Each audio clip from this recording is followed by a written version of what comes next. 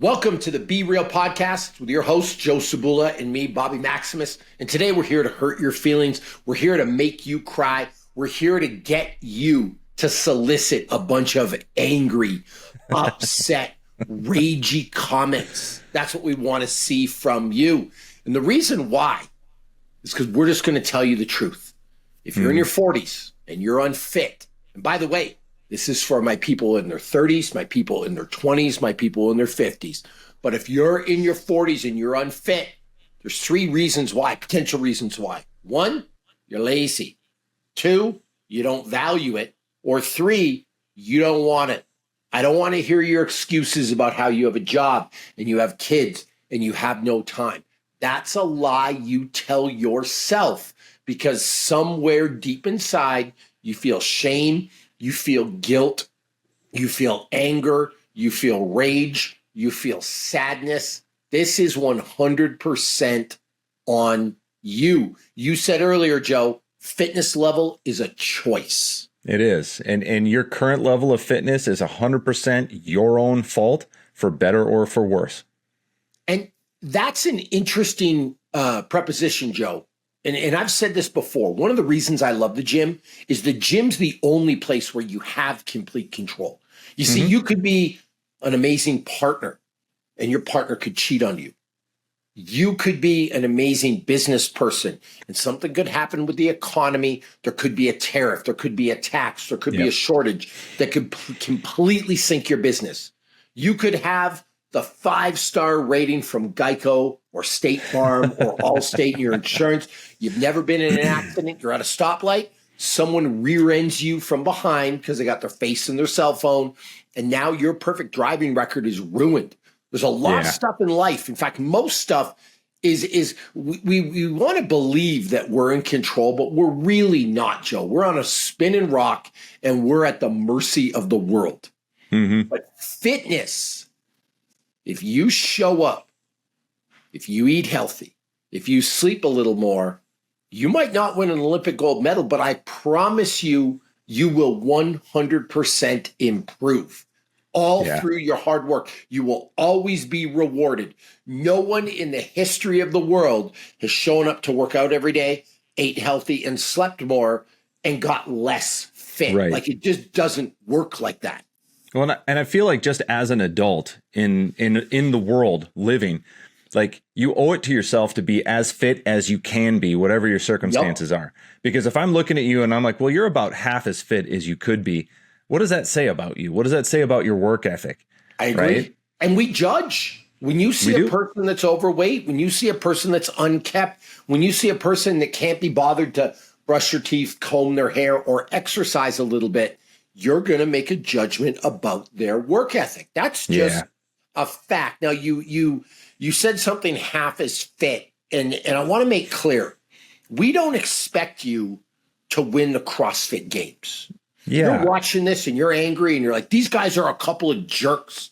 This fitness model, Bobby Maximus, he expects me to look like him. No, I don't.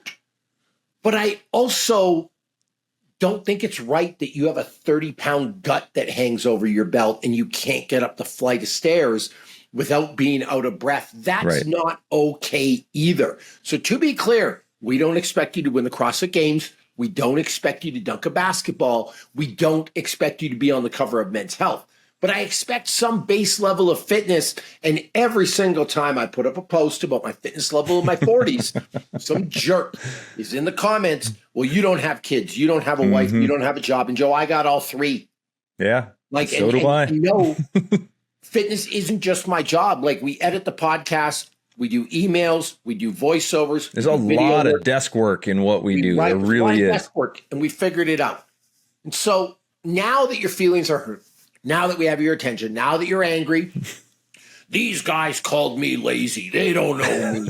Okay, Alpha, calm yourself down. Let's have a real talk.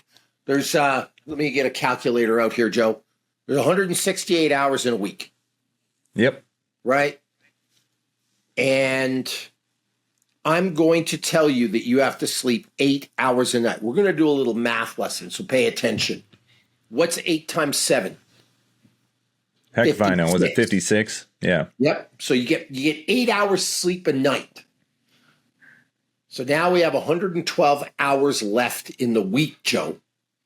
My question but I gotta work. I work my 9 to 5, which is really a 9 to 6. So right. I'm actually going to give you more work than that. I'm going to say you work 7 a.m. to 7 p.m. Monday to Friday. I'm going to give you a 12-hour work day every day. Okay. 12 times 5 is 60 hours. You have 52 hours left. That's a lot of time. And by the way, you probably don't work 7 a.m. to 7 p.m. every single day, right? Now, I got to drop my kids off and pick them up at daycare. So I'm going to give you 2 hours a day for that, 5 days a week for traveling time, driving time, whatever. Now we're down to 42 hours because that's 10 hours. I got to commute. I'm going to give you 10 hours for that. I'm being generous right now. You have super generous. 32 hours left. I've got a grocery shop. I'll give you 3 hours for that. We're down to 29 hours left. I've got to mow the lawn. I've got to shovel the driveway. I'm a man. I got to change a light bulb once in a while. Great. I'll give you 10 hours for miscellaneous chores, hanging drywall, whatever you think you do. You have 19 hours left. That's a lot of time, Joe. A high-level professional Olympic athlete, that's what they train a week. You have 19 hours left. Well, now I got to spend time. I'm going to bring this back out. I got to spend time with my kids. When's the last time you spent an hour a day with your kids uninterrupted? Yeah, no TV, like scheduled. No phone calls, no social media, no sleeper app to run your fantasy football team. Not sitting there watching TV or playing some video game, like actual time of just like you're immersed.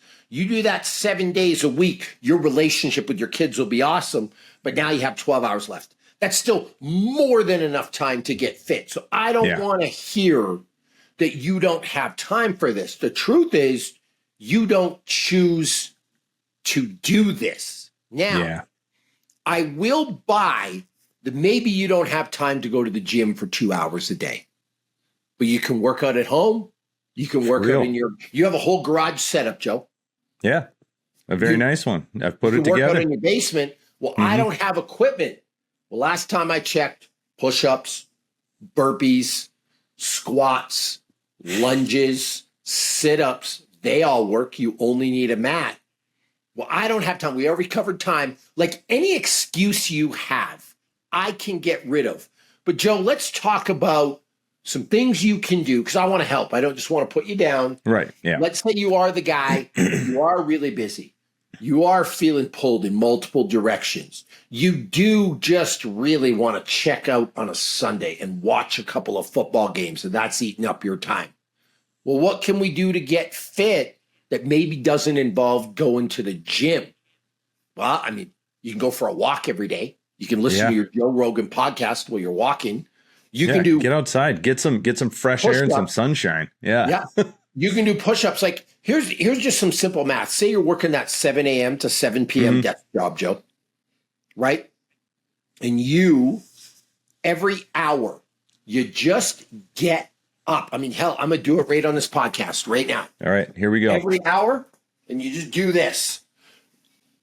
1, 2, 3, 4, 5, 6, 7, 8, 9, 10. Oh, I'm tired. The podcast is ruined. I can't talk anymore. Out of breath. Oh God, I can't continue recording. So there we go. I did 10 squats in the middle of a podcast. This is my desk job. I got up. If I did that every hour on the hour for 10 hours a day during my workday, Joe, that's 100 squats. Yeah. And let's say I work 300 days of the year. 30,000 squats by the end of the year. I mean, you got some nice legs. I'll tell you that. It's hard to argue with the math, and those little things add up because people will pay money to go to a gym and try to do 100 squats, in a 20-minute period and just then get back to work and sit on their butt the rest of the day. You could also add some push-ups. And by the way, it'll make you more productive at work. I was just reading that a bunch of studies are coming out showing that like a 15-minute desk break a day can increase your productivity. And so if I do that every hour on the hour, and then every 30 minutes I do a couple of push-ups, well, now I'm at 30,000 push-ups for the year and 30,000 squats. You were hitting me up on Sunday that you were saying it was a great day for the NFL. There were some really good games. So you watched some football. How many commercial breaks were there while you watched? God, it's ridiculous. There's more commercials than there is football anymore. Right? So what if you just got up off your seat and did 10 squats or 5 push-ups or 5 sit-ups, whatever it was, during every commercial break? Well, what this gets to for me, it's this whole capacity versus potential thing, right? Like your potential for fitness is whatever your genetic limit is. Your age, your training history, that adds up to like a certain level of potential. If you gave up everything else and did nothing but train, this is what you would be capable of. But you're here now, you're low, you're not at that potential. And again, there's other things, like you do have a job. You can't just, abandon your family to go into fitness. But the main focus, the phrase that keeps coming into my mind is that I will never let anything that is under my control be my limitation. Yep. And fitness is under your control. And you can make excuses about it. And you can say, I don't have time, I have too many distractions. But in the end, it's whether or not you do the work.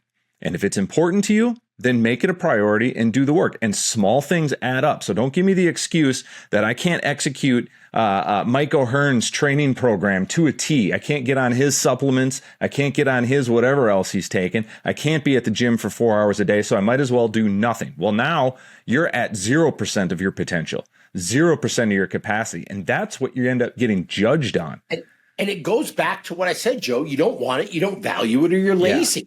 Well, look at the people who have like legitimate excuses. People who've had, their legs blown off in war and they can still climb ropes at the very least. Yeah. And it's like what's interesting about that is that they're not letting that be the limitation. A guy with no legs is not going to set the world record for a back squat.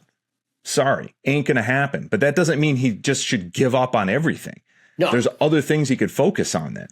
And it might not be optimal, like you said. It might not be Michael Hearn. It might not be Bobby Maximus's. It might not be Arnold's or Sly Stallone from Rocky IV. It might not be that that workout program, but you can still get some work done. So I want to leave you with a story, Joe. We'll end the podcast on this because you've been here. Mm-hmm. You got 2 kids. Mm-hmm. I have 3 kids. An inordinate amount of our time is dedicated to sitting on the sidelines. We got soccer, we got jujitsu, we got taekwondo, we got basketball, we got football. Like I feel, people asked me what my career was the other day. I was talking to some other parents and I said I was an unpaid Uber driver because this is what I do with the kids, right? Like I just, I'm all over. So the other day, I'm sitting on the sidelines at soccer. It's one of Jax's practices, and my kid. And I'm there for an hour and a half watching kids run around from the sidelines. And I was doing some push-ups because I'm there for an hour and a half. Like I'm not just going to sit and lose myself in my phone. And by the way, I was watching him the whole time. Like I wasn't. Meanwhile, some of the other parents, they're judging me. Oh, he's working out instead of watching his kids, practice. You haven't seen a thing your kid did because you all, when I looked over, have your faces in your phone. So don't judge me on doing some push-ups while I'm watching them. Number 2, they'll all say things to me like, we don't understand why you're so fit. Like, wow, you look good for 45. Like, blah, blah, blah, blah, blah. But then simultaneously make fun of me, call me obsessed, or say something else about why I'm doing push-ups while I watch my kid play soccer. Like, you don't think that these two things go hand in hand? So like there's a disconnect there, right? Yeah. And am I obsessed or am I crazy or am I dedicated? Like you gotta pick one, but they'll all go home and they'll watch me do 200 push-ups in an hour and a half or 300 push-ups or whatever I did. I wasn't really counting. But they will make, he's obsessed with his fitness. All he does is work out. He must have no life. He doesn't have kids. I was at the same soccer thing you were at. Like my point is you can get work done, but when you're watching this video, you'll completely discount that. Yeah, yeah. And I feel like people feel like they got to fit that all in a single workout, and you can spread that out. And realistically, it's about doing the best you can with what you do have, and keeping in mind, like, you control your effort, you can control your nutrition, for crying out loud, you can control your rest and recovery. So take control. No one put a gun to your head and forced you to sit on the couch and eat a bag of Doritos and drink 4 liters or a gallon of soda. Like, it's just a choice. So I hope you got something from this. But here's the deal. If you're unfit, I'm going to say it again. It's because you don't value it, you don't want it, or you're lazy. Pick one. Stop looking in the mirror, making excuses so you can sleep better at night. The problem's not the world. The problem's not your job. The problem's not your kids. The problem's not your partner. The problem is you, my friend.